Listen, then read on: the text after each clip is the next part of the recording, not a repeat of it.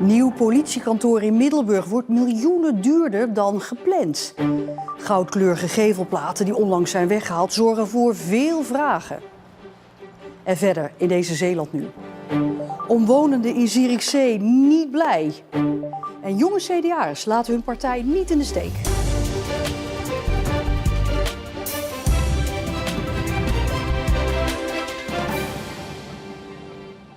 Goedenavond. Het nieuwe politiekantoor in Middelburg wordt 7,5 miljoen euro duurder. De verwachting is nu dat het pand in totaal 34 miljoen gaat kosten. De politie zou oorspronkelijk ook al een jaar in het pand moeten hebben zitten, maar laat nu weten dat dat op zijn vroegst komend voorjaar zal zijn. De bouw van het nieuwe politiekantoor in Middelburg valt fors duurder uit dan begroot. 7,5 miljoen euro hoger. Dat komt door corona en de oorlog in de Oekraïne, waardoor de bouwprijzen stegen. En ook door de krapte op de arbeidsmarkt. Onlangs werden de gouden gevelplaten verwijderd. Dat zorgde voor veel vragen. Ja, aangeschoven is verslaggever Mark van Leijden. Even voor de duidelijkheid, goudkleurige gevelplaten. Maar waarom zijn die platen verwijderd? Nou, dat heeft alles te maken met het feit dat tijdens de storm is gebleken dat er eigenlijk schade is ontstaan. Dus dat ze niet waterdicht zijn. Nou, dat zou te maken kunnen hebben met de isolatielaag. Daarom laat de aannemer die op dit moment ook vervangen. Die panelen worden daarna teruggeplaatst, maar al die werkzaamheden bij elkaar, dat kan nog wel enkele maanden gaan duren. Ja, en als we het dan toch over tijd hebben, ze hadden eigenlijk al een jaar geleden in dat pand moeten zitten. Maar ze zeggen nu het wordt komend voorjaar. Klopt, het was eigenlijk ook halverwege 2023 dat ze er al hadden moeten zitten. Dat is ook al bijgesteld. De politie houdt er nu mee rekening dat ze pas in het eerste kwartaal van 2024 erin gaan zitten. Maar dan ook nog dat de verhuizing vervolgens nog 2 à 3 maanden kan gaan duren. En waarom duurt het allemaal zo lang? Nou, die verhuizing staat natuurlijk los van de oplevering. Het heeft te maken met een aantal diensten van de politie die samengevoegd worden. Momenteel zitten ze in Middelburg op de Segeersingel, achter de Houttuinen, maar ook op de Buitenruststraat. Al die diensten worden samengevoegd. En die komen dan allemaal op één plek terecht waar het nieuwe gebouw nu staat. Ook daar houden ze nu dus een slag om de arm, omdat die werkzaamheden dus uitlopen op dit moment. Mark van Leijden, dankjewel. Ja, het bouwen van een skatebaan, ook dat lijkt vragen om gedoe. In Middelburg werd jarenlang gestreden tegen de skatebaan vanwege onder andere geluidsoverlast. En ook de pumptrackbanen in Axel kon rekenen op klachten over geluidsoverlast en zwerfafval. Opvallend is dat Zierikzee zich niet laat weerhouden door bezwaarmakers om een nieuwe skatebaan te bouwen. De baan komt op dezelfde plek als de oude, tegenover het Pieter Zeeman Lyceum. De skaters zijn blij, maar omwonenden houden hun hart vast. De huidige skatebaan staat er nu zo'n 20 jaar en is aan vervanging toe. Kijk, je ziet hoe glad het is. En dat kan straks niet meer, dat glijden? Als het goed is, niet, nee. Nee, dat is niet de bedoeling. Ja, je ligt gewoon open. Als je hierop valt, dan heb je hele schaafwonden. Het nadeel is, schroeven die gaan op een gegeven moment uitsteken. En wat is daar het gevaar van? Stel, je glijdt uit of een trick lukt niet.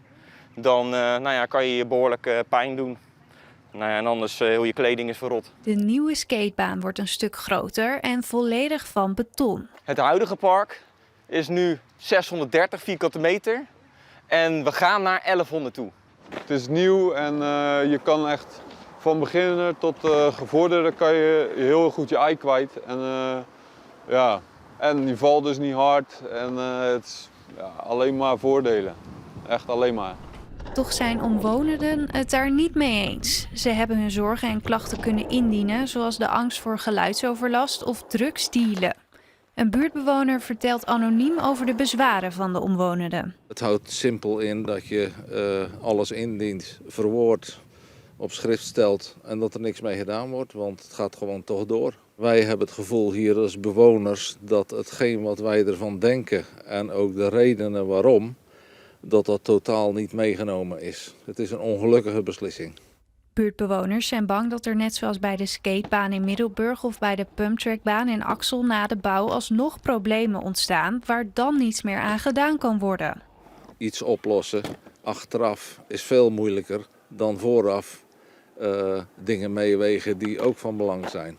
Als daar straks het heel anders gaat als dat misschien de gemeente voorzien had en er komt overlast en ellende, dan zitten we daar middenin, zonder dat we dat ook willen. De gemeente maakt zich vooralsnog geen zorgen. Ik maak me sowieso niet al te veel zorgen aan de voorkant al, want dan zou je iedere ontwikkeling al belemmeren. Maar als er wel overlast is, moeten mensen dat altijd melden natuurlijk. Ja, en dan is ook altijd, is het overlast of heb je overal last van? Ja. En daarom gaat de gemeente door met de plannen. In het voorjaar van 2024 wordt gestart met de bouw van de skatebaan.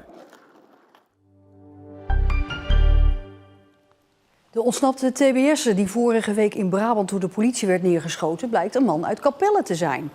De 27-jarige man uit Capelle ontsnapte uit de TBS-kliniek in Halsteren omdat hij naar zijn vriendin wilde, zegt zijn advocaat. Toen hij op de vlucht sloeg, werd hij geraakt door 3 politiekogels en belandde hij zwaar gewond in het ziekenhuis.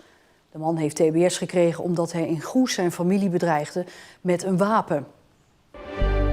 Het doek lijkt definitief gevallen voor de organisator van het Bevrijdingsfestival en Festival Onderstroom in Vlissingen.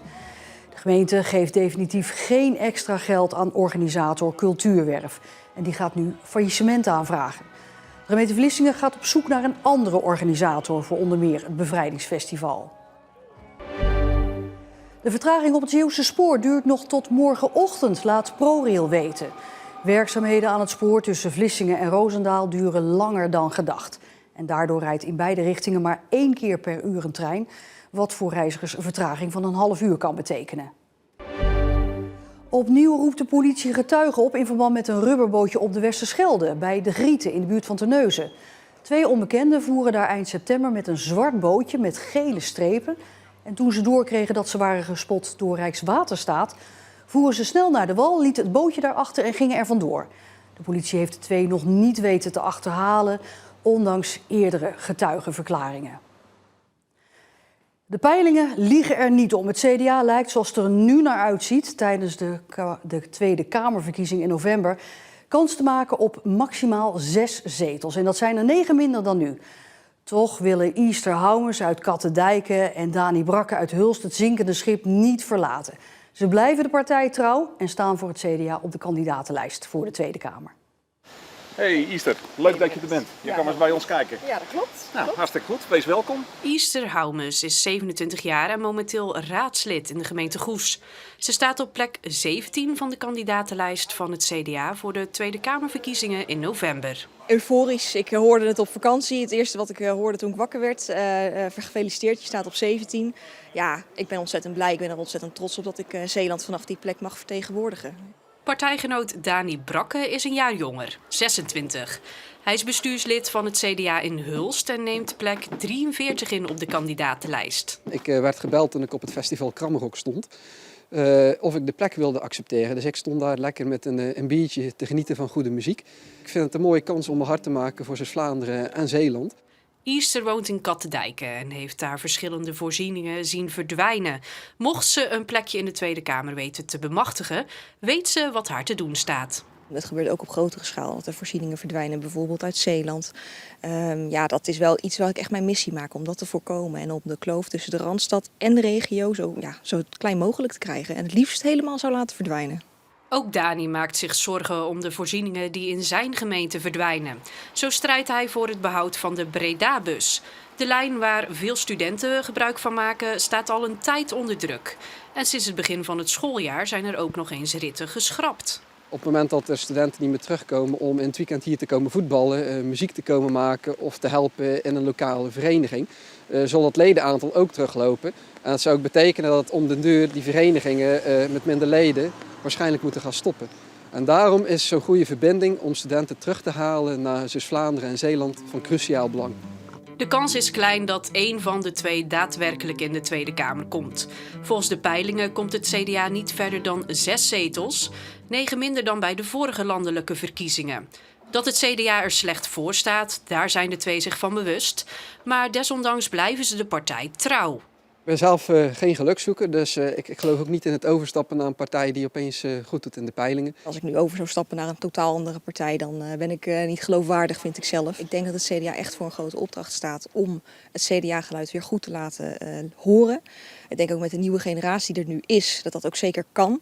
We hebben niet geshopt bij andere politieke partijen om daar mensen weg te trekken. Dus ik denk dat dat al überhaupt een kracht is.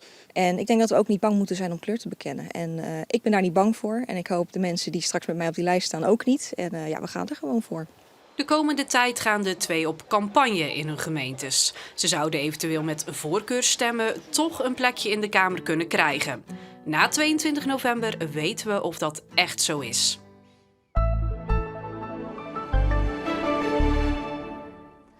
Vooral landinwaarts viel vanmiddag in Zeeland af en toe regen, maar aan de kust waren er eigenlijk toch best wel opklaringen.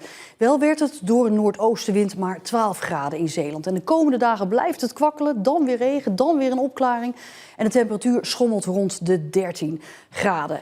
En ja, wat doe je dan in deze herfstvakantie deze week in Zeeland als het heel veel regent? Dan zoek je een overdekte attractie, bijvoorbeeld in de sporthal. Zoals een groot springkussenfestijn in de Bloesem in Capelle. Kinderen kunnen zich uitleven op tientallen klim- en klauterkussens. Je kan hier helemaal losgaan en je kan een tukkeltje doen en je hebt de ruimte om te spelen. Maar naar het bos gaan is ook wel leuk. Maar ja, er is geen weer voor. Nee, dus dan is het leuk om dit te doen. De teller stond net na de middag op bijna 400 bezoekers. Ook morgen is het springparadijs in Capelle nog geopend. En kijk, voor meer nieuws in Zeeland op onze site en op onze app. Lees daar bijvoorbeeld over deze inzamelingsactie voor de Oekraïne, die toch een beetje van de radar dreigt te verdwijnen door die andere oorlog in Israël. En tot zover deze Zeeland nu. Nog een hele fijne avond en graag tot morgen.